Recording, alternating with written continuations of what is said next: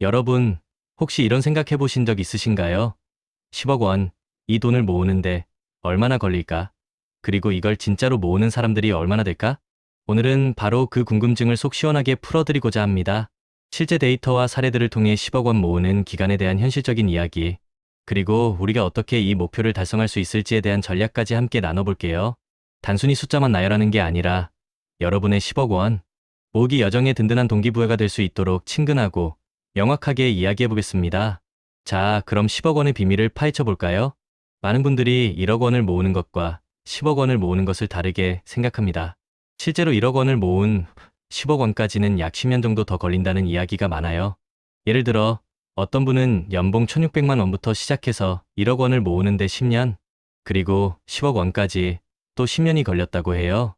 또 다른 분은 취업 후 3년 반 만에 1억 원을 모았고 10억 원까지는 9년이 더 걸렸다고 하니 대략적으로 1억 원에서 10억 원까지는 꽤 긴 시간이 필요하다는 걸 알 수 있습니다. 물론 20년 전에 1억 원을 모았지만 10억 원이 된 건 비교적 최근인 경우도 있고요. 이처럼 사람마다 10억 모으는 기간은 천차만별이지만 공통적으로는 꾸준함과 전략이 필요하다는 걸 알 수 있죠. 그럼 저축만으로 10억 원을 모으려면 어떨까요?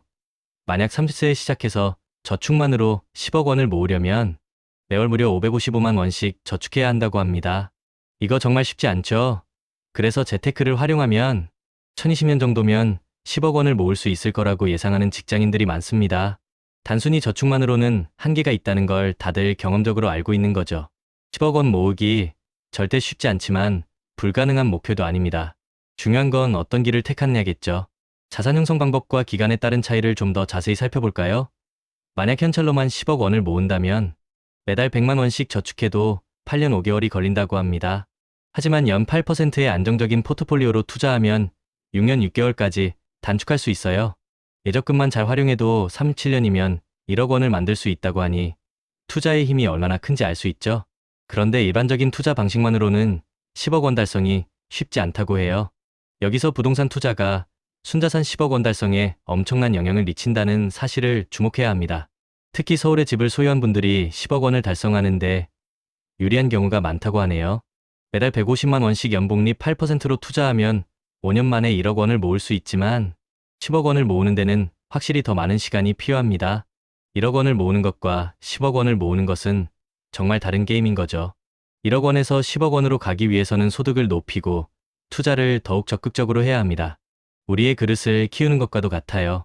처음 1억 원은 씨앗이라면 10억 원은 그 씨앗이 무럭무럭 자라는 나무인 셈이죠. 그럼 10억 원의 가치는 어느 정도일까요? 요즘 서울에서 평균적인 아파트를 구입하려면 10억 원 이상이 필요하다고 합니다. 2025년 9월 기준으로 서울 아파트 중위 가격이 10억 4,667만 원이라고 하니 10억 원이 있어도 서울에서 집을 사는 게 쉽지 않다는 인식이 지배적이죠. 그래서 많은 분들이 10억 원을 내 집 마련의 기준으로 삼기도 합니다. 또한 50대 중반에 은퇴하려면 10억 원 정도는 있어야 노후에 경제적 자유를 누릴 수 있다는 의견도 있습니다. 10억 원은 단순히 큰 돈을 넘어 안정적인 삶과 경제적 자유를 위한 최소한의 기준이 되어가고 있는 것이죠. 흥미로운 사실은 2025년 한국인이 생각하는 부자의 재산 규모는 평균 33억 원으로 과거보다 그 기준이 훨씬 높아졌다는 겁니다. 10억 원은 이제 부자의 시작점이라고 볼 수 있겠네요. 그렇다면 우리는 어떤 자산 형성 전략을 세워야 할까요? 월급 500만 원을 받는 직장인이 해외 파견 근무를 통해 소득을 늘리고 소비를 줄여 목돈을 마련한 사례도 있습니다. 이는 소득을 늘리고 지출을 줄이는 기본의 중요성을 보여주는 사례입니다. 불필요한 지출을 줄이고 CMA 통장, ELS 상품 등을 활용하여 자산을 불려나가는 전략도 고려해 볼 수 있습니다. 무엇보다 수익률을 높이기 위해서는 투자 경험을 쌓고 투자 전에 관련 분야 책을 최소한 3권 이상 읽는 노력이 필요합니다. 아는 만큼 보인다는 말이 있듯이 공부는 투자의 필수 요소인 거죠. 임금이 오를 때 소비를 늘리지 않고 체험 소비를 통해 만족감을 얻는 것도 좋은 방법입니다. 마지막으로 재무 목표를 설정하고 가계부를 작성하여 자산 관리를 철저히 하는 것이 무엇보다 중요합니다. 이 모든 것이 결국 우리의 10억 모으는 기간을 단축시켜 줄 효과적인 전략이 됩니다. 자, 추가적으로 고려할 사항들도 있습니다. 투자는 단순히 앞만 보고 달리는 것이 아니라 과거 수익률을 바탕으로 전략을 검토하는 백테스팅이 중요합니다. 그래야 예측하지 못한 상황에서도 흔들리지 않는 멘탈을 유지할 수 있죠. 그리고 평균 소득과 자산은 상위 0.1%에 의해 왜곡될 수 있으므로 중위값을 참고하는 것이 훨씬 현실적인 목표를 설정하는 데 도움이 됩니다. 무엇보다 중요한 건 자산 형성 과정에서 긍정적인 마음가짐과 꾸준한 노력이 필요하다는 겁니다. 조급해하지 않고 묵묵히 자신의 길을 걸어가는 갓바를 키워야 합니다. 우리의 그릇을 키우고 씨앗을 꾸준히 뿌리는 자세가 필요하죠. 성공적인 투자는 장기적인 마라톤과 같습니다. 중간에 지치더라도 포기하지 않고 끈기 있게 나아가는 것이 결국 10억 원이라는 목표에 도달하게 할 겁니다. 여러분, 우리는 시간이라는 강력한 무기를 가지고 있습니다. 거대 자본가들이 할 수 없는 장기 투자를 우리는 할 수 있어요.